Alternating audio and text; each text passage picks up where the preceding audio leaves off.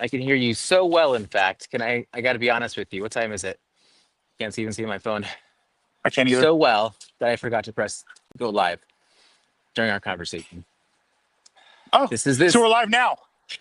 for live now. What a Yes, great conversation. What a great intro, though. it feels good. It feels good. If it comes up again, I'll be prepared.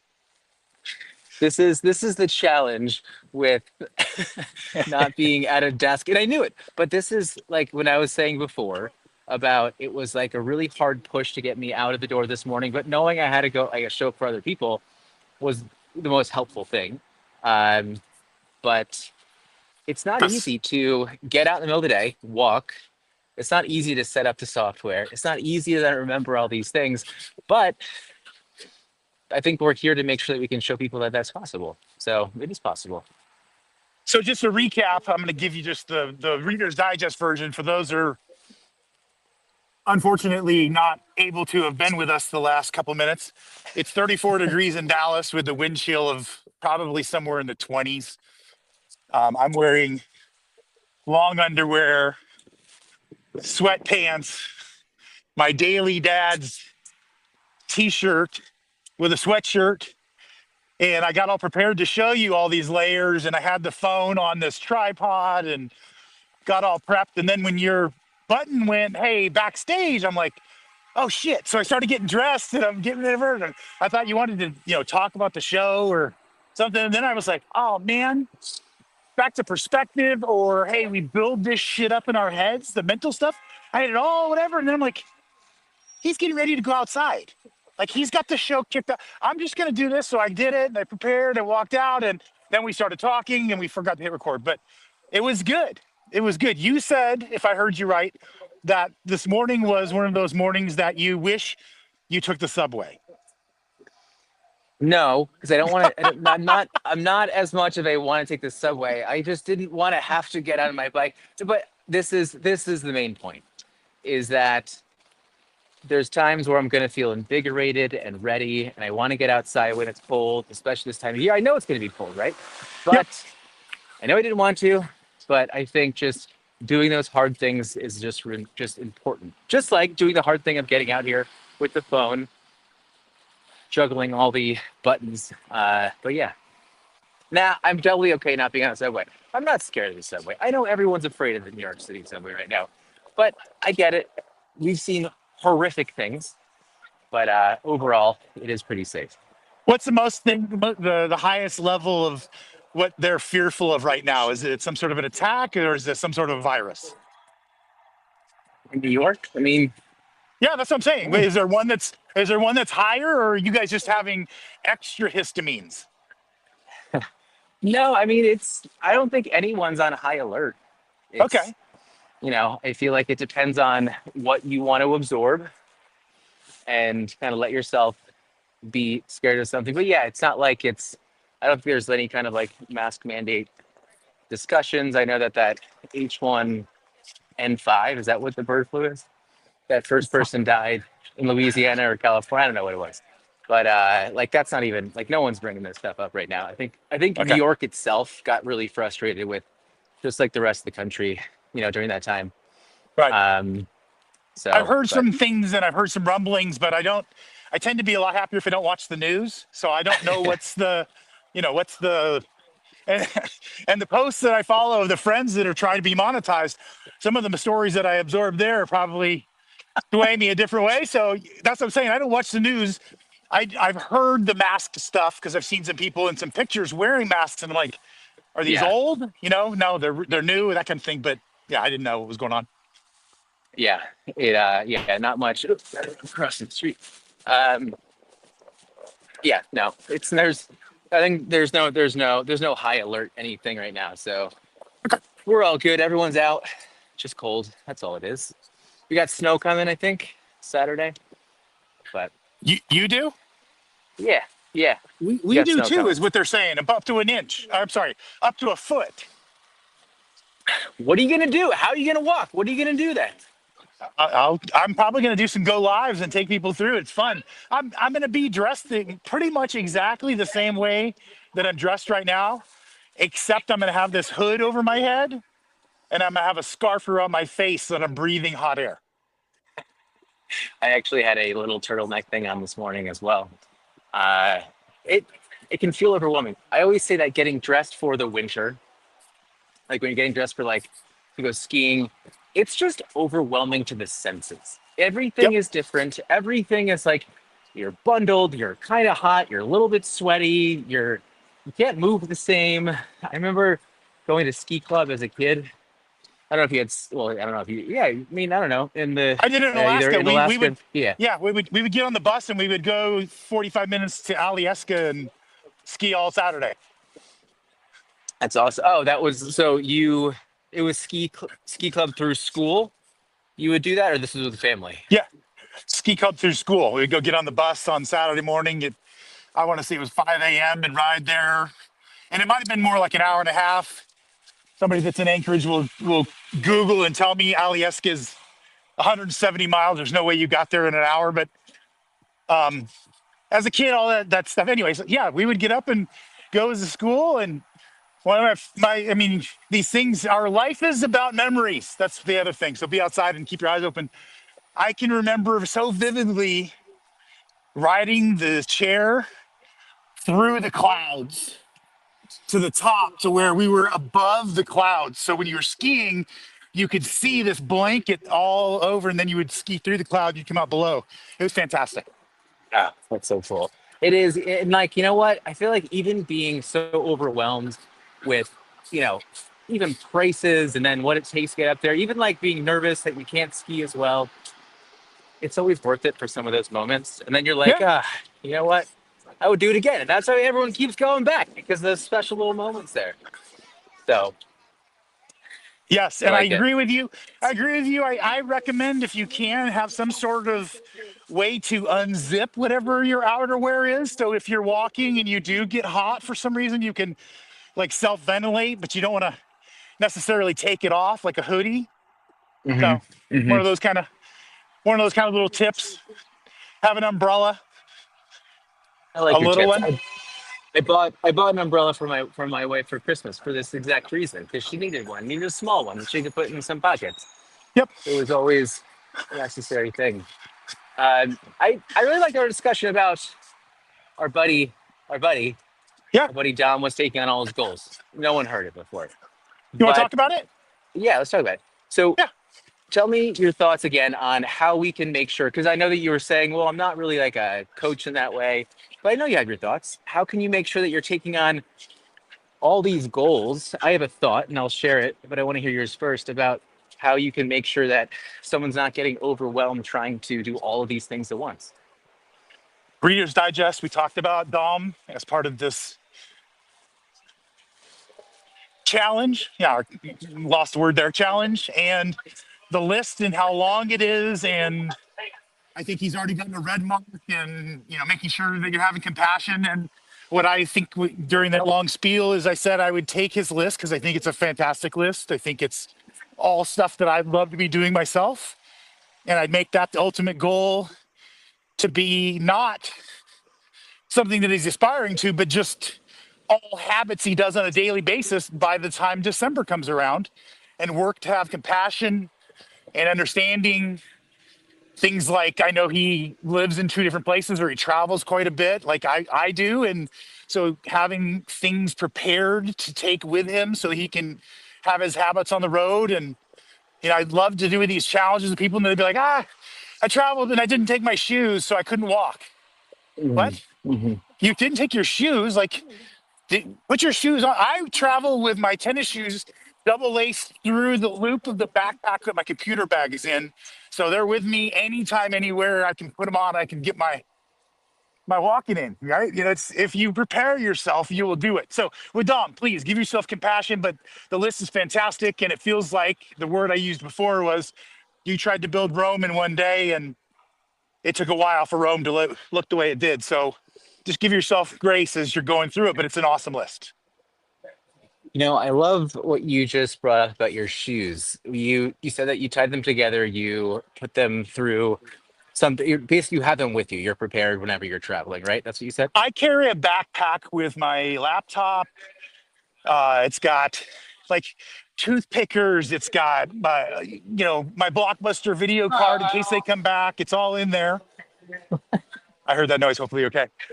And what I would do is I would take my shoes and I would take the laces and I would loop them together so that I was tying my shoes together like somebody was pulling a prank on me and tying my shoes together. And then I would Yeah. loop that. I'd loop that through the back strap of the backpack with my thing. So I've got my shoes with me everywhere I'm going. This bottle is carabiner to the top of it. So it's got this, and I've got packets of my, I want to say, um, what do we want? Electrolytes. Sorry, I have my package of electrolytes and things, so I'm not just drinking water and taking the salt out of my body because I'm just drinking water. And I have it Hmm. also.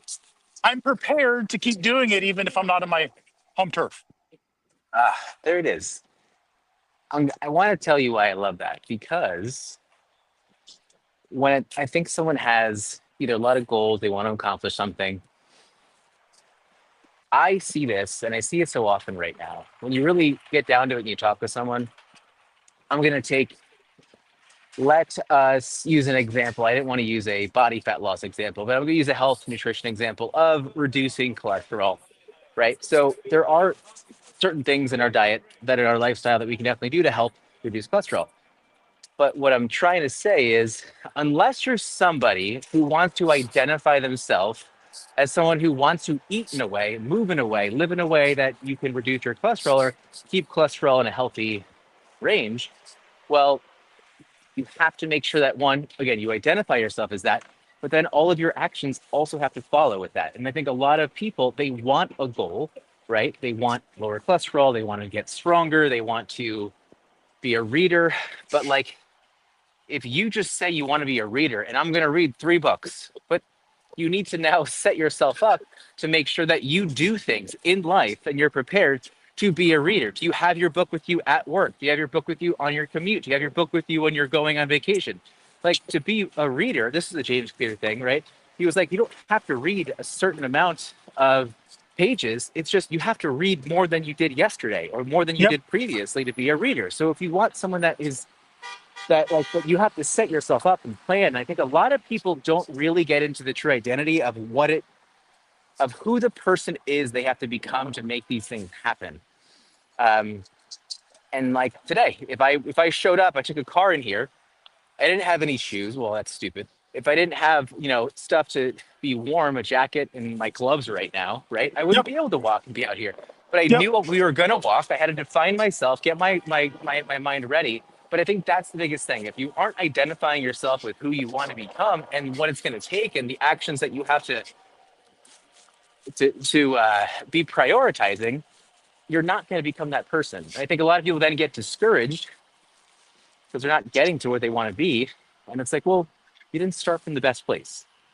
What is it going to take? And I think that's where, last thing I'll say is, I think that's where I see people getting overwhelmed because they didn't take enough time to identify the actions and lifestyle that is going to take until they get to a point where they realize I'm failing, I'm failing, I'm failing, and they define themselves as a failure. It's like it goes so deep. But I like what you were saying about bringing your shoes and being ready. That's the kind of stuff that has to happen.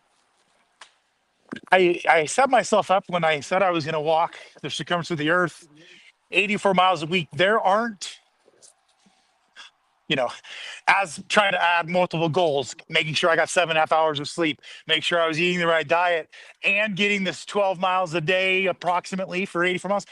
I had to have my shoes with me at all times. I had to, park, as I said, go to the grocery store. If I didn't walk there because I had to carry a case of water back with me, I would drive and I'd park as far out as I could, and I have to do the walk in and the walk out. And yeah, I think I was going to say one of the thoughts I had when you were going through your list there was, yeah,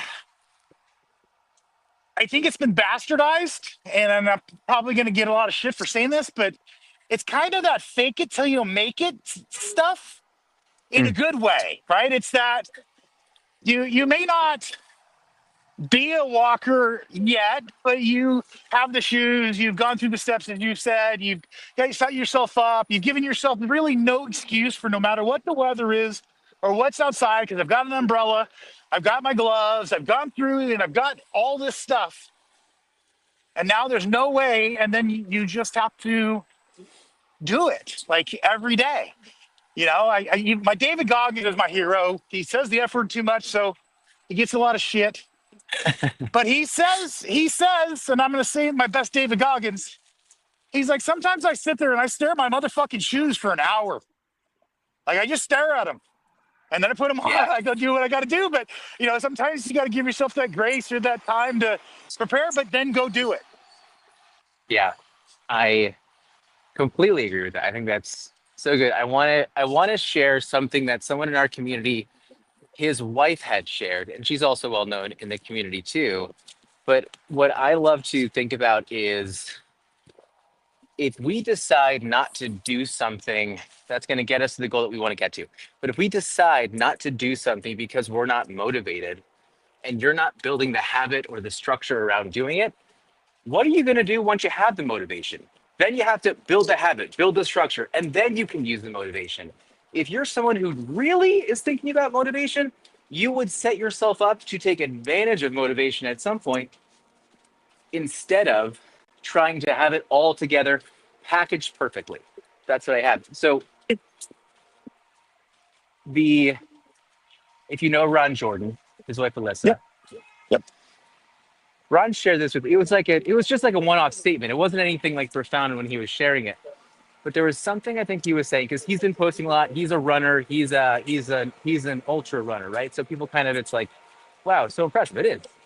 Yep. But Ron said something. What did he say? He said, you know, Alyssa told me one time when I wasn't feeling like going running, Alyssa said, hey, just put on your shoes and see how you feel. I don't think he was trying to be profound in what he said, but when I heard him say that, I was like, yeah, why aren't we just if we want to accomplish something, why aren't we just putting our shoes on and seeing how we feel? Why are we looking for this home run every single time? Just put your shoes on. If you feel like doing a mile instead of 12, great. Just put your shoes on. I love that. It's just sitting in my head. And I've shared it with a few people. So thanks, Alyssa. Thanks for telling me, Thank you, Ron. Alyssa. Yeah. Thanks for sharing, Ron. It's good shaking your hand at VCon. I like it. Yeah. It doesn't have to be profound. Just if you're not going through the steps, then I think you're really just lying to everybody because you're not.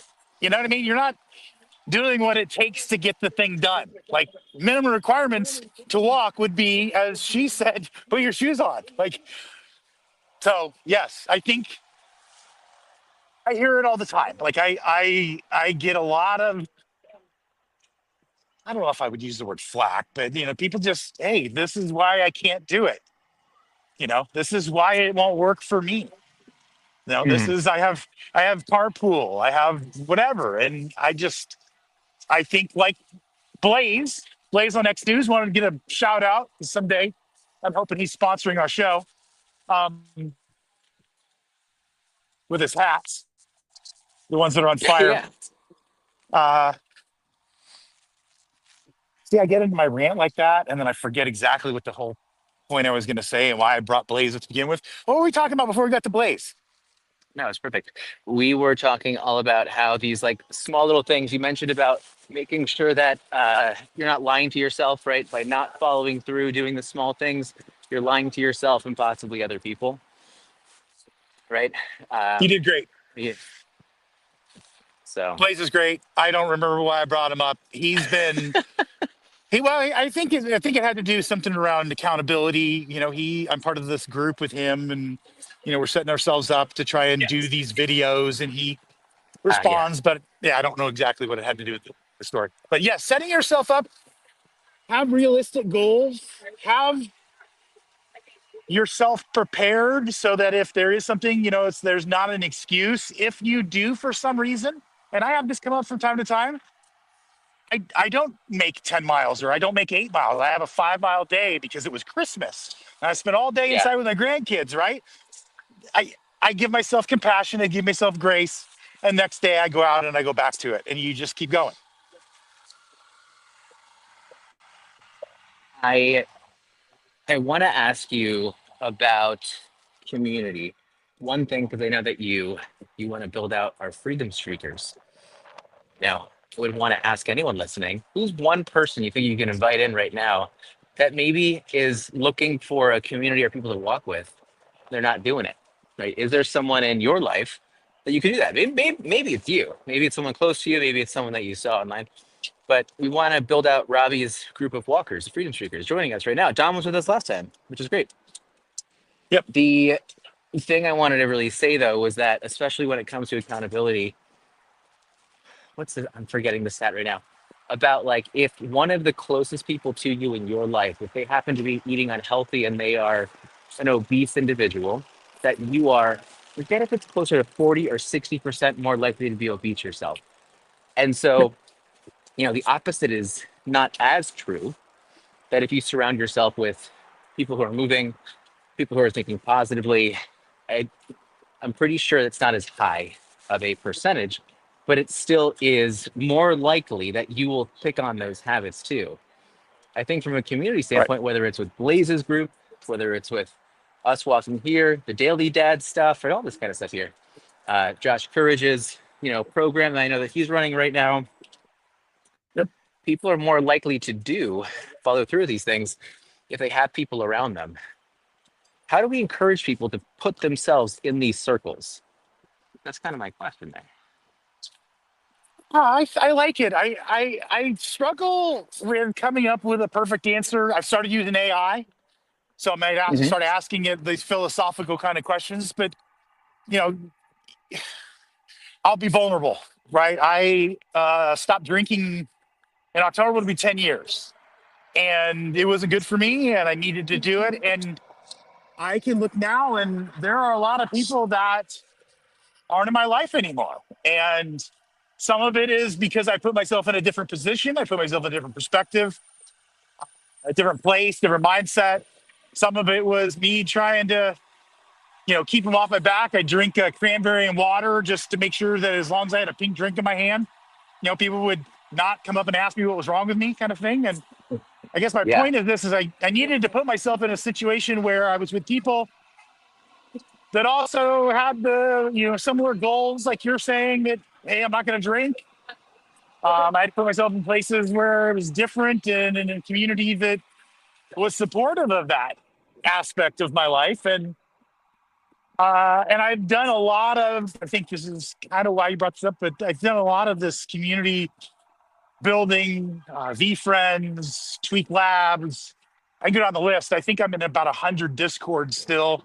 I've tried to be this guy that's the old wise guy that kind of spreads joy and positive comments across the digital world. But I've tried to be that, and I've seeked it out. And I think I've seen lots of folks that are seeking positivity. They're seeking that community as you're describing. And so I'm just continuing to try to be a lighthouse in what feels like an ever darkening world so that at least somebody can, see the sitting on the couch and watching Netflix all day and eating potato chips has an alternative villain, and that's me outside.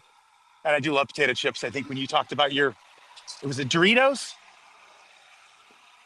Doritos are it. Doritos are my thing. Which one? Which is it original or were you a Cool Ranch guy? Because I was a Cool Ranch guy for a while. If you ever mention Cool Ranch again in the same breath as Doritos tasting delicious, I'm gonna be pissed. Cool Ranch. What is that I love flavor? it. What is it I love anyway? it. It was funny. How about the There was how about the hot one? hot one's good. I'll take it. I'll take it. It is. I Okay. feel like it just kind of like it makes things interesting. I like that about it. Yeah. But Yeah. Doritos are my thing. Doritos and gummy bears. Those are my things. Um, Do you you do know what's you like the cheese dips? Do you do queso with your Doritos? nah. I just raw Just Doritos. dog them. Okay. I All right. just like raw dogging my Doritos. Are You you know what's red really around the funny? lips in your hand? Fingers, not my mouth. Or my Fingers. kids, Okay. maybe. Yeah. Hold on. As I walk around New York right now, and I'm holding my phone so that we have a landscape, it looks like I'm like recording the people walking at me. Yeah. If you can picture yourself. So I get these looks of like, is that guy recording me? What's he doing? So gotta be careful.